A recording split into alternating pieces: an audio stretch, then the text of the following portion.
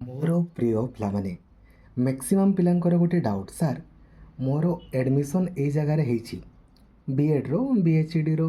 ବିଏଚ୍ଇଡ଼ି ତ ପିଲାଙ୍କର ସେମିତି କିଛି ନାହିଁ, ଏମ୍ଏଡ଼୍ ପିଲାଙ୍କର। ସାର୍ ମୁଁ ସ୍ଲାଇଡ଼୍ ଅପ୍ ପାଇଁ ଆପ୍ଲାଏ କରିଥିଲି, ସ୍ଲାଇଡ଼୍ ଅପ୍ ବି ହେଉନି, କିନ୍ତୁ ମୁଁ ଚାହୁଁଛି ମୋର ଘର ପାଖ କଲେଜରେ ପଢ଼ିବା ପାଇଁ।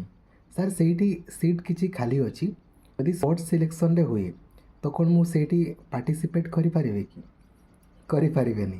ଆରେ ସ୍ପଟ୍ ସିଲେକ୍ସନ୍ ଏଇଥିପାଇଁ ହୁଏ ଯେ ସିଟ୍ ଗୁଡ଼ା କେମିତି ଫିଲ୍ଅପ୍ ହେବ। ଯେଉଁମାନେ ଅଲରେଡ଼ି ବିଏଡ଼୍ ଏମ୍ଏଡ଼୍ ପାଇଛ, ଯଦି ସେମାନେ ବି ପୁଣି ସ୍ପଟ୍ ସିଲେକ୍ସନ୍ରେ ଆସିବ ତାହେଲେ ସିଟ୍ କେମିତି ଫିଲ୍ଅପ୍ ହେବ, ବୁଝାପଡ଼ୁଛି? ତ ଯେଉଁମାନେ ବି ଆଡ଼ମିସନ୍ କରିଛନ୍ତି ସେମାନେ ସ୍ପଟ୍ ସିଲେକ୍ସନ୍ରେ ଆଉ ଆସିପାରିବେନି, ଚାନ୍ସ ହିଁ ନାହିଁ। ଯଦି ସେମାନେ ହିଁ ଆସିଲେ ତାହେଲେ ସିଟ୍ କେମିତି ଫିଲ୍ଅପ୍ ହେବ? ଯେଉଁ କଲେଜରୁ ସେମାନେ ଆସିବେ ସେଇ କଲେଜର ପୁଣି ସିଟ୍ କେମିତି ଫିଲ୍ଅପ୍ ହେବ? ଗଭର୍ଣ୍ଣମେଣ୍ଟ କେମିତି ଜାଣିବ ଯେ ଆପଣଙ୍କର ସେଇ କଲେଜରେ କେଉଁ ପିଲାଟା ଯାଉଛି କେଉଁ ପିଲାଟା ନାହିଁ? ତ ସେମିତି ହୁଏନି।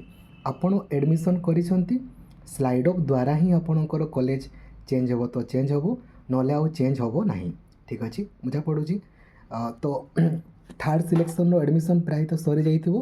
ଆପଣମାନେ ସ୍ଲାଇଡ଼୍ ଅପ୍ କରିବା ପାଇଁ ଚାହୁଁଛନ୍ତି କରନ୍ତୁ। ଫୋର୍ଥ ସିଲେକ୍ସନ୍ 17 ତାରିଖ ଦିନ ପବ୍ଲିଶ୍ ହେଇଯିବ 2025 ମସିହାରେ। ଆଉ ଦେଖନ୍ତୁ, ଯେଉଁମାନେ ବି ଏବେ ବିଏଡ଼୍ ବିଏଚ୍ଇଡ଼ି ଏମ୍ଏଡ଼୍ ପାଇଗଲେ, ଏବେ ଆପଣଙ୍କର ନେକ୍ସଟ ଟାର୍ଗେଟ୍ ହେଉଛି OTET OSSTET high school teacher junior ଟିଚର୍କୁ କ୍ୱାଲିଫାଇ କରିବା ଏଟ୍ ଏନି କଷ୍ଟ। ମାନେ ଆପଣଙ୍କୁ କ୍ୱାଲିଫାଇ କରିବାର ଅଛି, ମାନେ କ୍ୱାଲିଫାଇ କରିବାର ଅଛି।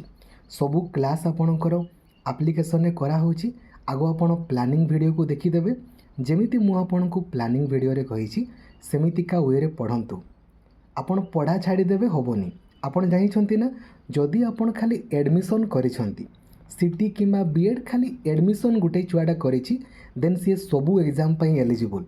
OTET ପାଇଁ ବି, OSSTET ପାଇଁ ବି, ଆଉ ଆପଣଙ୍କର CTET ପାଇଁ ବି। ଆଉ ସାର୍ଟିଫିକେଟ୍ର ଭ୍ୟାଲିଡ଼ିଟି ଲାଇଫ୍ ଟାଇମ୍ ଆପଣଙ୍କର ଅଟେ। ତ ଆପଣମାନେ ଅଲରେଡ଼ି ଆଡ଼ମିସନ୍ କରିଦେଇଛନ୍ତି, ତାମାନେ ବର୍ତ୍ତମାନ ଆପଣ ସବୁ ଏକ୍ଜାମ୍ସ ପାଇଁ ଏଲିଜିବୁଲ୍ ଅଟନ୍ତି। ଏବେ ତା ପାଇଁ ଲାଗି ପଡ଼ନ୍ତୁ। ଆଉ ଯେଉଁମାନଙ୍କର ବିଏଡ଼୍ ବିଏଚ୍ଇଡ଼ି ଏମ୍ଏଡ଼୍ ହେଇନି, 2025ରେ ଆପଣ ଦେବେ, ତ ଆଗ ପ୍ଲାନିଂ ଭିଡ଼ିଓକୁ ଦେଖିଦିଅନ୍ତୁ, ଦେନ୍ ପଢ଼ା ଆରମ୍ଭ କରିବେ। ଆପଣମାନେ CUCET ବିଏଡ଼୍ ସୁନିଶ୍ଚିତ ଆପ୍ଲାଏ କରିବେ, ସମସ୍ତେ କମ୍ପଲସରି ଆପ୍ଲାଏ କରିବେ ଆଗାମୀ ବର୍ଷ। ଯଦ୍ୱାରା କି କାହିଁକିନା ଖାଲି ପରୀକ୍ଷା ଦେଲେ ହିଁ କ୍ୱାଲିଫାଇରେ। କେମିତି କ୍ୱାଲିଫାଇ କରିବେ? ଅଲରେଡ଼ି ପ୍ଲାନିଂ ଭିଡ଼ିଓ ଅପଲୋଡ଼ କରିଦେଇଛି। ବିଏଡ଼୍ର ପ୍ଲାନିଂ ଭିଡ଼ିଓ, CUCET ବିଏଡ଼୍ର ପ୍ଲାନିଂ ଭିଡ଼ିଓ, ଇଗ୍ନୁ ବିଏଡ଼୍ର ପ୍ଲାନିଂ ଭିଡ଼ିଓ। ସବୁଦିନ 8ରୁ 9 ଘଣ୍ଟା ଲେଖାଏଁ କ୍ଲାସ୍ କରାହେଉଛି।